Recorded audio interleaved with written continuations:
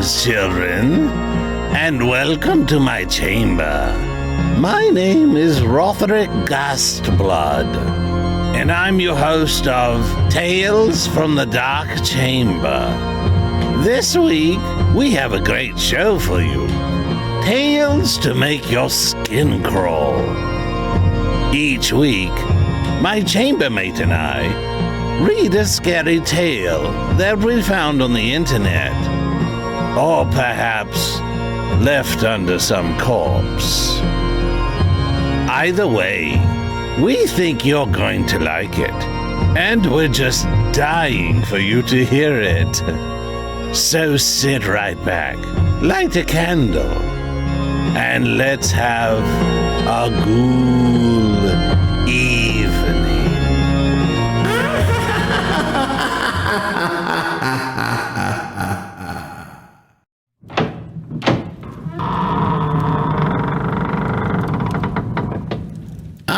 Woody, you're here.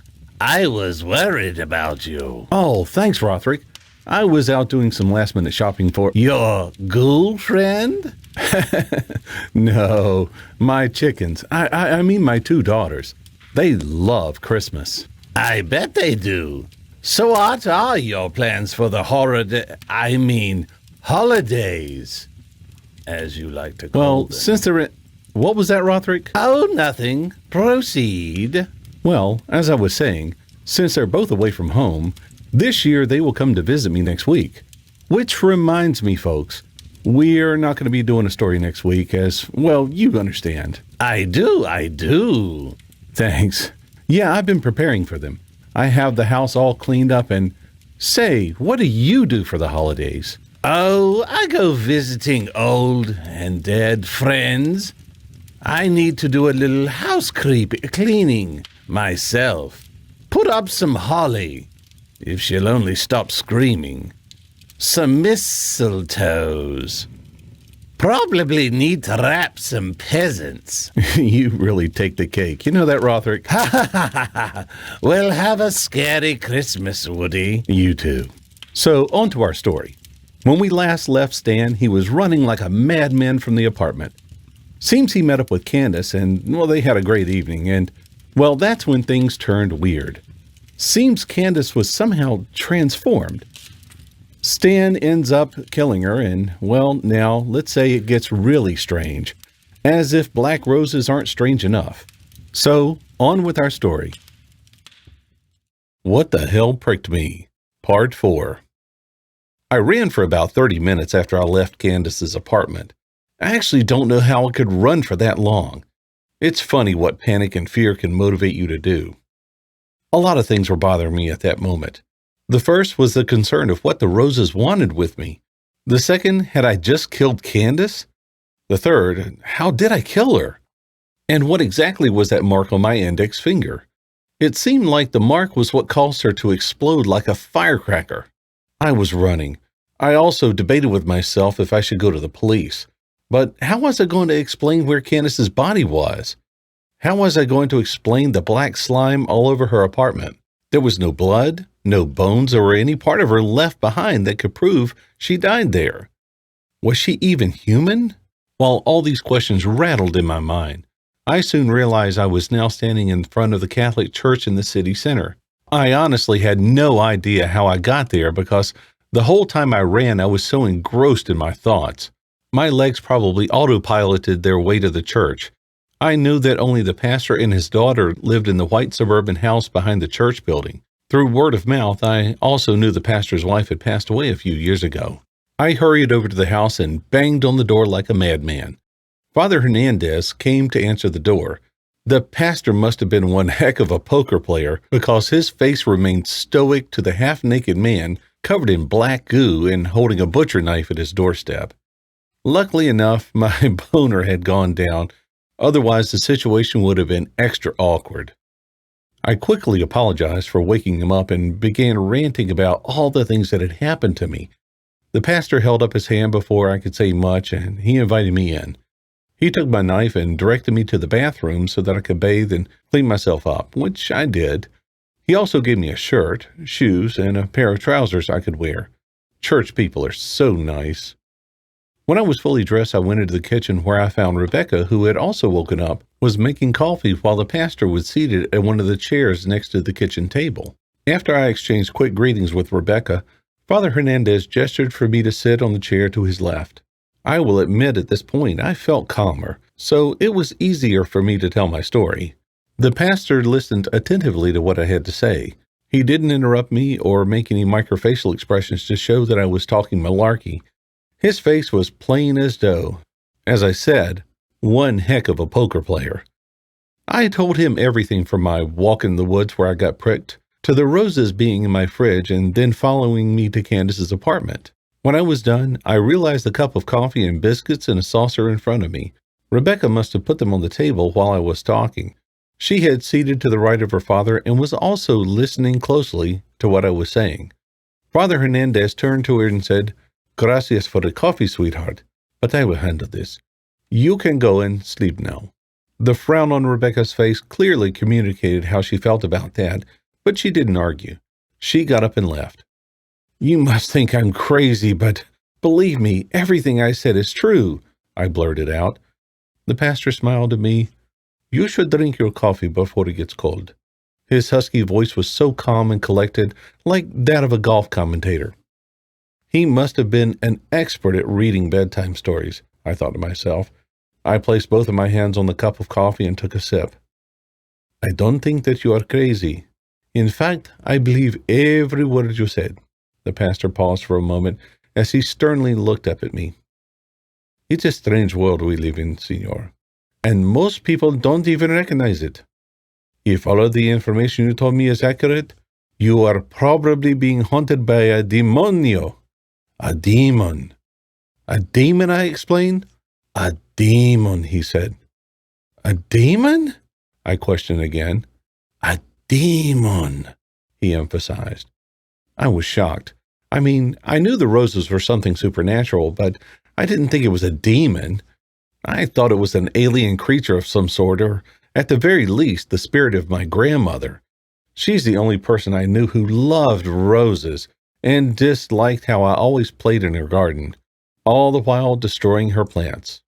I thought this was her payback from beyond the grave, so I had assumed the pastor would pray for me so her spirit moves on, and so I can get back to my apartment. Apparently that was not the case. The smell you described and the black liquid you talked about are typical characteristics of demons. For the past couple of weeks, I had sensed a strong and ancient evil in this city, but I wasn't sure. But now my suspicions have been confirmed. Bathim, also known as Bathin, should be the name of the demon after you.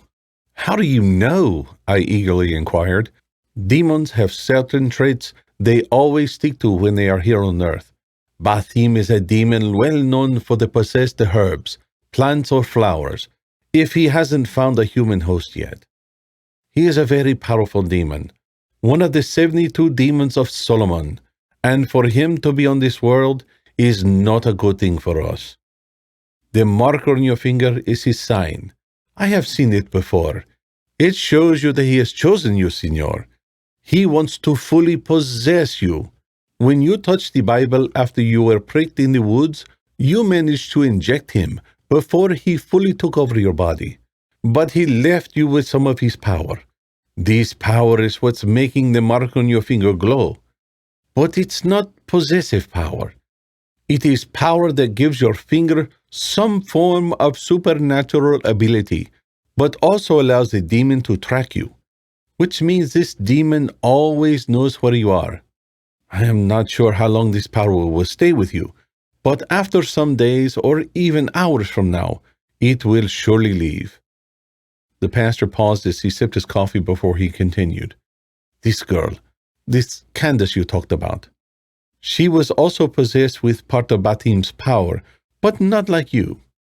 You have to understand that this is a very strong demon, and if it fully possesses someone without that person's consent, that individual will gradually die because their body and health will deteriorate from constantly resisting the demon's invasion. So the demon often places parts of its possessive power into certain people.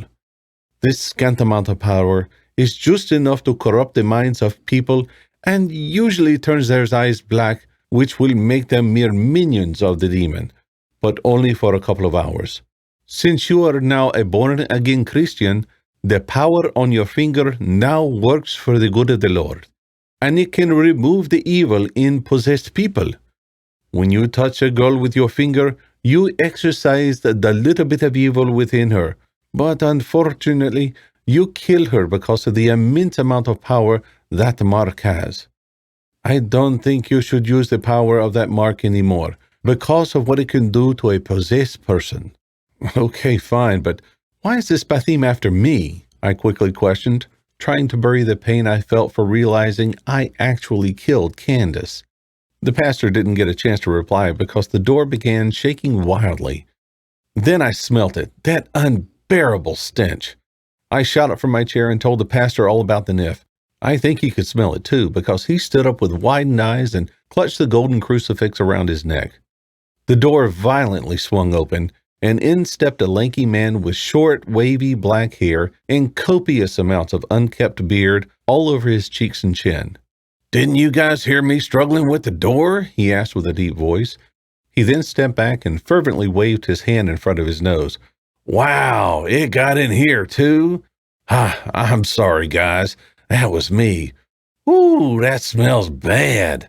I farted outside, hoping the smell wouldn't get in here. I'm sorry, guys. I really am." The man chuckled as he also waved the other hand behind his butt. "Joseph, you gave us quite a scare, amigo," the pastor yelled at the man.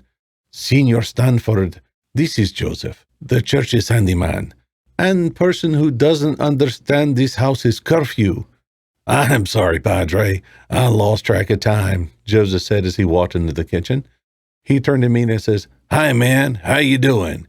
You can call me Joe, or Joey, or even Jojo. I really don't care." He laughed and he shaked and squeezed my still smarting right hand. Senor Stanford here was chased out of his apartment by roses which— "Wow, your landlord is a bunch of roses? Cool beans," Joseph interrupted Father Hernandez.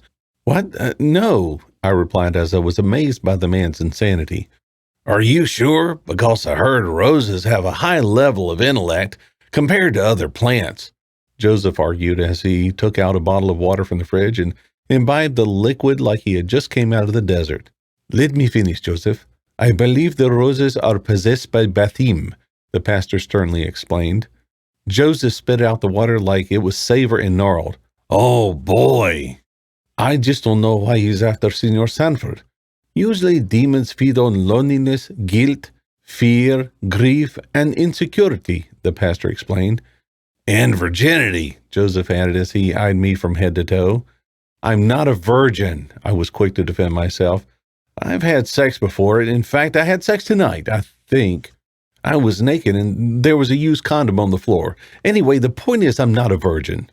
"Are you sure? You sound like a virgin to me," Joseph said, as he looked at me with one of those eyebrows slightly elevated than the other.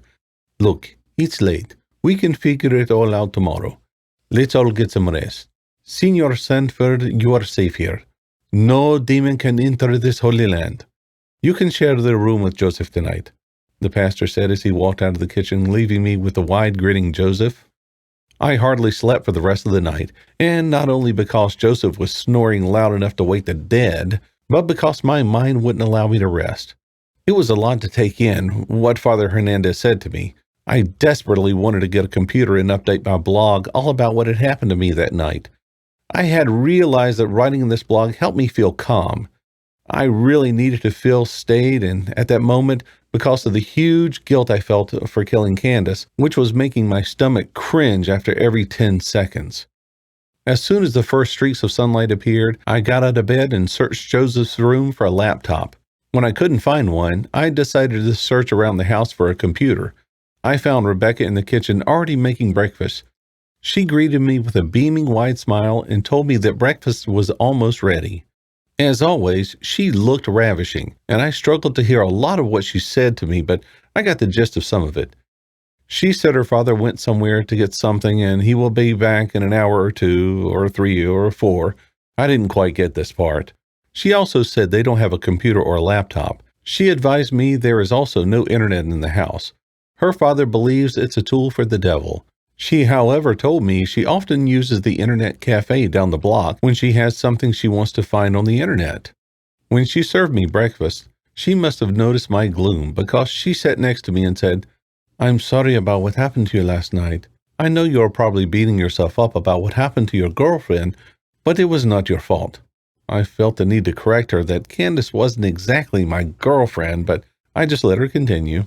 "That was beyond your control, and you didn't even know what you were doing. You don't have to worry. My father has friends in the police, and he will help you not get convicted." Somehow her words helped me relax. I felt that calmness that I had experienced when I got used to Candace. This allowed me to talk and listen to Rebecca more easily. Over the course of about 30 minutes, I had learnt a lot about her. One of the highlights of our conversation was that she told me about demon tracking. She said her father is a part of a group which tracks down demons before they fully possess people, because exorcisms are harder than what the movies lead people to believe. She even complained that her father doesn't allow her to track down demons with him because he still sees her as a child. She then told me of how she is exceedingly good with a bow and arrow. She also spoke of her vast knowledge of demons and how that can make her a good demon tracker, but her father just wants her to be a nun. He was even forcing her to attend nun training classes and made her join an order. Although she was almost done with her training, she didn't like how it took up all of her choir practice time. I felt pity for her, but if I also had a daughter as beautiful, smart, and kind as Rebecca, I would go out of my way to keep her safe. When Joseph woke up and announced he was going downtown to run an errand, I asked him if I could carpool with him. Rebecca wasn't happy about this because apparently her father had instructed her not to allow me to leave. I then convinced her that I had to check in at work because I was on my final warning, but truthfully, I just wanted to update my blog, and since I didn't have any money, I couldn't use the internet cafe as she recommended. I was also way too shy to ask any of them for money. She reluctantly agreed after I told her I would try to be back before her father returns. She gave me a wooden crucifix and said, "It will protect me from Bethim." When I got to work, I checked in with the security guards as usual. I was elated to see Jerome. A light-skinned black guy with plaited hair was one of the guards on duty. I asked him not to tell Patrick, my boss, that I was around because I didn't plan on staying for long. I knew I could trust Jerome to come through for me, but the other guard, Donald, was a different story altogether. Donald was an old man with a bald head, shriveled pale skin, a slim body and eyes which are always half open, making his face constantly look sleepy. I often thought he looked like a tortoise without a shell. Donald was also famous for one thing in the company, snitching. I knew he was going to be a problem because of his semi-open eyes were fixated on me the whole time I spoke with Jerome. It was weird how he kept gawking at me as he flipped through the pages of the magazine on his lap without looking down at them. Talk about the world's worst spy. I rushed to my office where I found a bit of money in my desk drawer, which I didn't remember leaving there. Regardless, I pocketed the money and switched on my computer. Barely 5 minutes of typing on my blog, Donald entered the office without knocking and said with a smug, "Patrick wants to see you in his office." Damn it, this is why people get bewitched, I mumbled to myself as Donald swaggered out of the office. The snitch had sold me out. Despite that, I couldn't go see my boss because I never did any of the projects he gave me. I also desperately wanted to finish updating my blog and go back to the church before Father Hernandez came back. I really liked Rebecca and I didn't want to let her down. So I continued typing on my blog until the man himself came into my office. Patrick, as always, was smartly donned in a tailor-made black suit, white cotton shirt, and with gold cufflinks and red tie. "I called you into my office 10 minutes ago, Stanford." I was about to reply when he spoke again. "How come I haven't received feedback on any of the assignments I gave you?" "I'm still working on them," I brusquely replied. Patrick sighed. "That's what you said a week ago." He went on to give me one of his legendary castigating speeches about how I was letting the company, my co-workers, and him down. Up until this day, I don't know what got over me at that moment. Maybe it was the stress of being haunted by a demon, or maybe it was the guilt of knowing I had just killed someone. I don't know, but I snapped. "Just leave me the fuck alone," I yelled at him. His mouth gaped for about a minute as what I said shocked him more than it did me. How dare you speak to me like that? That's it. You're fired. What? You can't fire me because I quit, I screamed back at him. Well, you can't quit because I just fired you. No, you can't fire me because I just quit. Believe it or not, this ridiculous argument lasted a whole 5 minutes before I stormed out of the office with 2 middle fingers in the air. Due to the fact that Patrick kept yelling that I was fired, I walked out of the building screaming that I quit as I tried to hold on to the little bit of dignity that I had left. I was grateful for the money I found in the desk drawer because that's what I used to buy me an hour at the internet cafe a few blocks from the church. The place was barely full. It had about 10 people inside. It's only when I settled down on my allocated computer that I realized I had left the crucifix Rebecca gave me. There was no way I was going back to that office, so I was content with leaving it there. My assigned computer monitor then went black. I thought the power had gone out until I realized everyone else in the cafe was still using their computers. Words typed in all caps then appeared on my black computer screen, and all the blood in my body turned to ice. Stop running. Those 2 words then disappeared. Let me in, then appeared text. I pushed back my chair, and before I could make a run for it, the words, or else, appeared on the screen. Then a video began playing with no sound. It showed someone filming the outside of my parents' house. My heart stopped when I saw the garden of roses on the front porch of the house. The roses all had red stems with black glinting petals. The person with the camera walked around the house to the kitchen window, and the camera focused inside. I could see my parents inside the kitchen going about their business, completely oblivious to the camera person on the window. Since they were both retired, they usually spent the whole day at home. My mother was humming to herself by the stove while my father read the newspaper as he sat on one of the kitchen chairs. The camera zoomed in on the paper my father was reading, and my body shuddered when I realized that it was that day's paper. This meant I was looking at a live feed. The computer screen went black again. Then I watched in disbelief as 4 roses slid out from the black screen. The smell that seeped out of the roses was that of a carcass of a dog which had died months ago. I screamed and stood up from my chair. I then noticed everyone else in the cafe was now standing and facing me. Their eyes were black as night and had a red vertical line in the middle. The skin on their faces was wrinkled like it was chewed and spat out by a donkey. I felt my stomach drop because I had no way of escaping. My designated computer was the furthest from the door, and all the windows in the cafe had iron bars. A scrawny, ginger-haired guy was the first to run towards me. I had a split second to debate what the pastor said to me about the mark on my finger, but I had no choice. It was the only form of defense I had. I poked the guy on the forehead with my index finger. His body was instantly ignited with white flames, and he exploded like dynamite, leaving me awash with black sludge. The second and third person who came for me met a similar fate. It was funny how I was using my finger like a sword. However, when I tried my one fighting move on the 4th person, it didn't work. I then realized the glow of the mark on my finger had gone out. This probably meant I no longer had Bathim's power with me. The rest of the possessed people ran and tackled me to the floor. They held me down as I watched in dismay as the roses continued to slither out of my computer monitor and head towards me. But before the rose petals could reach me, the cafe doors were kicked open, and the last person I expected to walk in, Patrick, stood by the door for a moment as he soaked in all the attention he got from everyone in the cafe. Even the roses had sheared their petals towards him.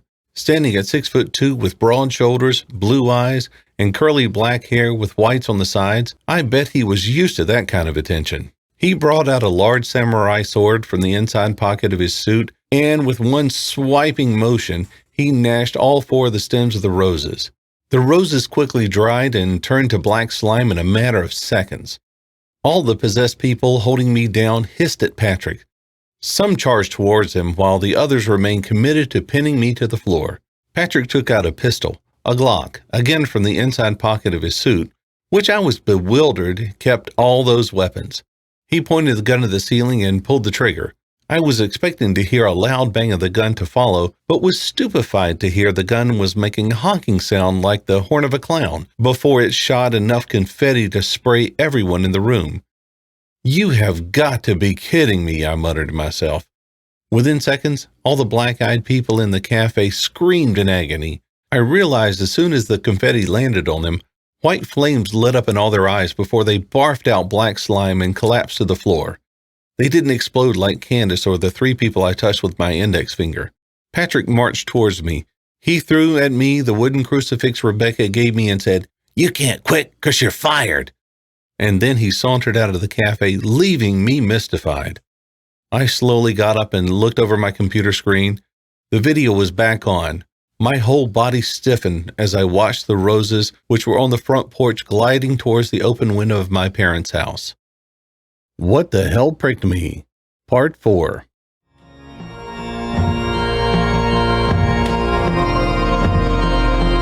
Well, folks, that's our story tonight.